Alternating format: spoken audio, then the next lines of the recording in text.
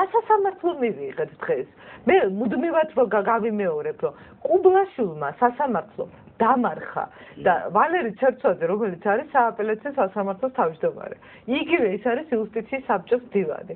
და თავი დაინიშნა და მე იუსტიციის საბჭოს სახელი წერილებს როწერს თავის სასამართლოს თავმჯდომარის სახელზე მდივანს აწერინებს ხოლმე. გაგონილა ბატონოთა, ესეთი რამე. აი გაიხსენეთ თქვენი პერიოდი რაღაცა სასამართლოზე დამარჩიდებელი რამე მოგვიყევით. მე მაგალითად უზენაეს სასამართლოსთან დაკავშირებული ვარ, აი რაც დავამთავრე უმაღლესი. 63 წელში მე დავამთავრე და 3 წელიწადში მე უკვე ვიცნობ უზენაეს სასამართლოს ხელმძღვანელობას. უკვე ვიცნობდი. რით უნდა დამეინტერესებინა მე?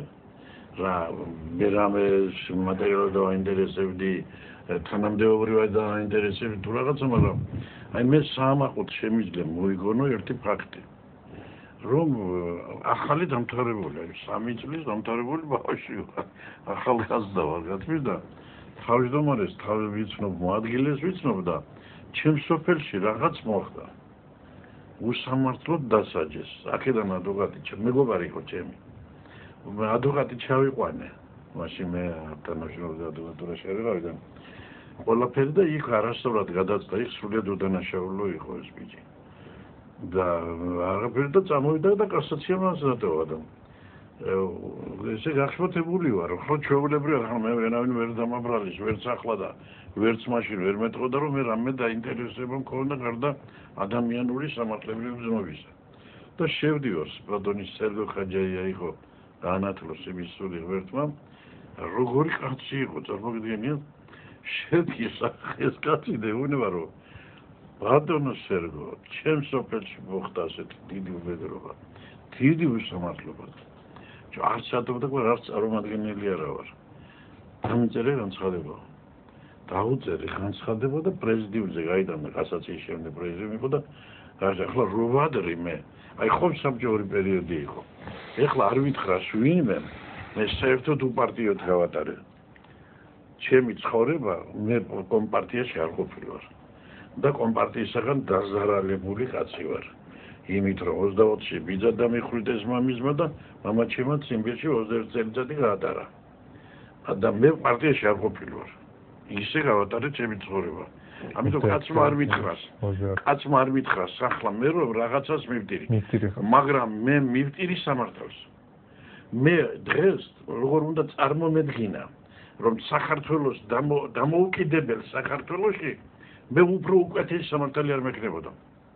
და სწორება გვექნებოდა, საუბედურო სწორება გვექნებოდა იმ საბჭოურ ის სანატრელი გაგვიხდებოდა. ის უნდა გამიხდეს მე სანატრელი. 4 ეტაპი იყო გასაჩივრების. ესე განხილვისა. რაიონი, კასაცია, პრეზიდიუმი და პლენუმი. 4 ეტაპზე შეიძლება საქართველოში დაგევლო. მე დღევანდელი სტრასბურგი მაშინ მოსკოვი იყო, ახლა ამასაც არავინ დამიწყოს, ახლა მოსკოვის მინისტრისო.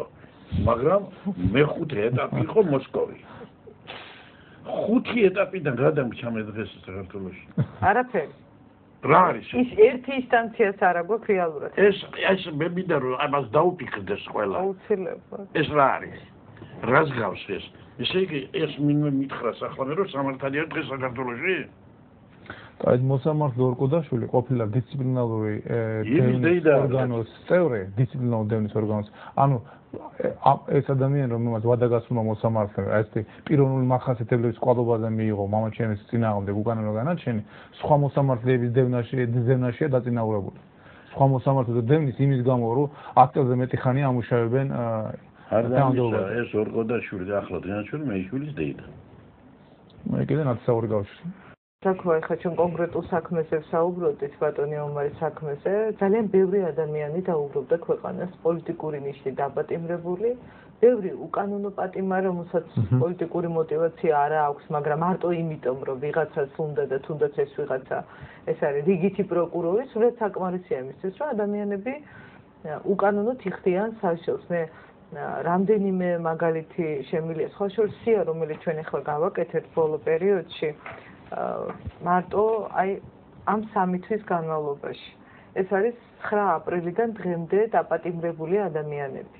და შემაშფოთებელი რაოდენობა ბატონოთარ 117 ადამიანი არის 3 თვის განმავლობაში ადმინისტრაციული და სისხლის სამართლის წესით დაპატიმრებული, დაჯარიმებული 77 ადამიანია სისხლის სამართლის წესით და ადმინისტრაციული წესით პატიმრობაში და დანარჩენი არის ადმინისტრაციული წესით დაჯარიმებული და ეს არის ყველა პოლიტიკური პარტიის აქტივისტები.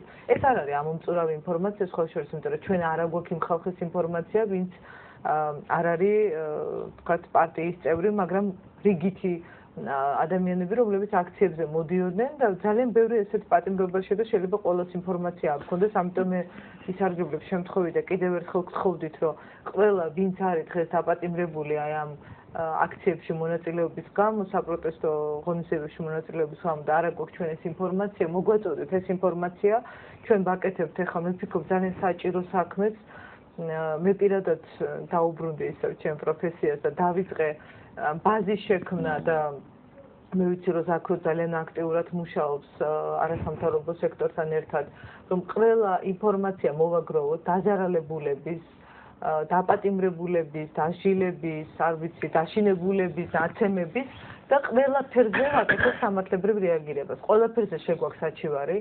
მე პირადად შევიტანე 6 მაისთან დაკავშირებით, 15 ივნისთან დაკავშირებით, 11 აპრილს პირველად დარბევა მოხდა რუსთაველზე.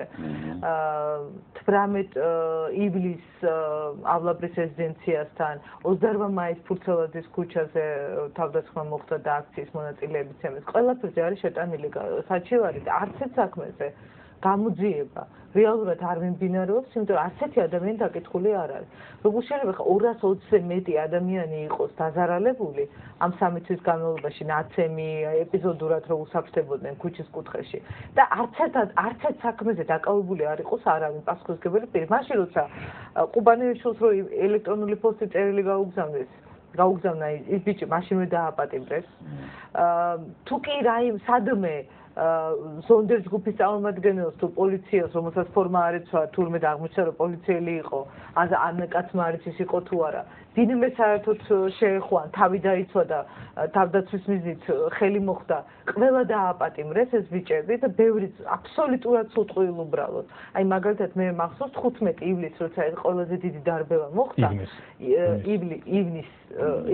ივნის, ხო, 15 ივნისს იქ მეორე დღეს აიყვანეს თვალსწრები მესხთან ერთად იყო სულიაჩი ადამიანი რომელიც უბრალოდ სახინკლეში შევიჯნენ და სადღაც კაფეში და შეუვარდნენ იქ მეორე დღეს პოლიციელები და ამ ბიჭთან ერთად იყო ჩამოსული ერთ-ერთი მისი მეგობარი და ისიც გააყოლეს შენც რადგან ამასთან ერთად ხარო გვარი არ მახსოვს ახლა სამწუხაროდ ჩამოწერინეს დააპატიმრეს ეს ბიჭიც ბოლოს იმას წარმოადგინა ბილეთი, რომ მე ჩამოვედი ამ დილით და გუშინ ვერანაირად ვერ ვიქნებოდიო პოლიციის სამმართველოსთანო და ამ ნაცემის მერე გამოუშვეს. მაგრამ იმ დღეს საუბრობთ 9 აპრილის შემდეგ დაჭერილ ხალხს. 9 აპრილის შემდეგ. და დავით ტატეშვილი, ილია წორწონი, ეს არის 7 ნოემბრის აქციაში მონაწილეობისას დღემდე დაპატიმრებული ხალხი.